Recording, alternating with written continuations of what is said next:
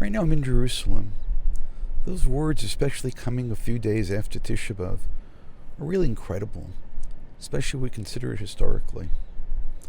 How many Jews, in terms of the history of the world, have been able to say that? I'm in Jerusalem.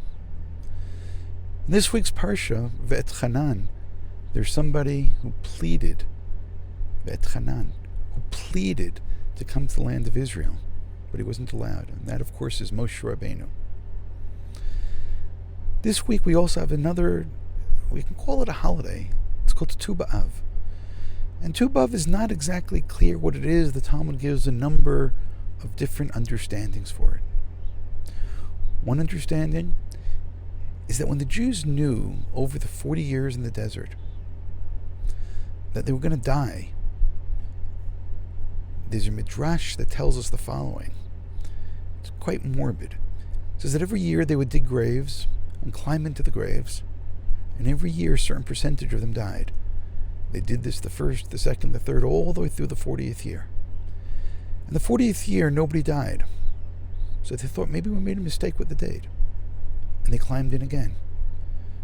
Second night, third night, fourth night.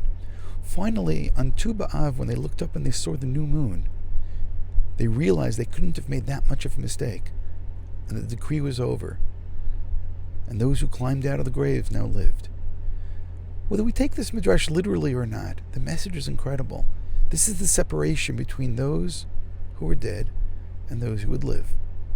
Between those who couldn't go to the land of Israel and those who were going to continue their path to the land. Of course, there was one more person, and that was Moshe, who pleaded, and he asked to go, and he wasn't allowed to go. He had to stay behind. He was going to be together with his generation, together with his people. Together with the people he took out of the land of Egypt, he needed to stay with them.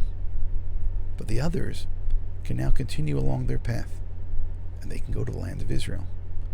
And that's the kind of thing that we can never, ever take for granted.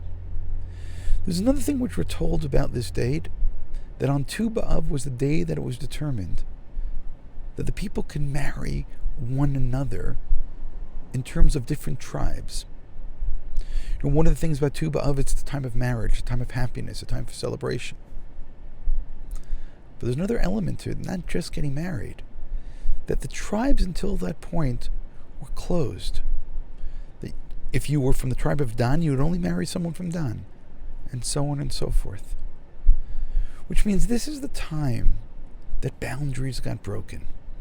Which means in a certain sense, this was a time that we became one people. And we realize these two ideas actually come together. In our generation, in the land of Israel, people have gathered together from all over the world, all the different tribes, Ashkenazi and Sfaradim, people with Litvish and Hasidic backgrounds. And one of the things about Tu B'Av, it was a holiday of Ahavat Chinam, of real love, where the boundaries came apart, where people can marry from different tribes. You know, personally, I look at my family, my extended family, my siblings, their children, who they married. We have representation of almost every single part of Am Yisrael within our family. When our family gets together, it really is all the tribes have married into one another. And it's just not just my family. That's what this generation is experiencing.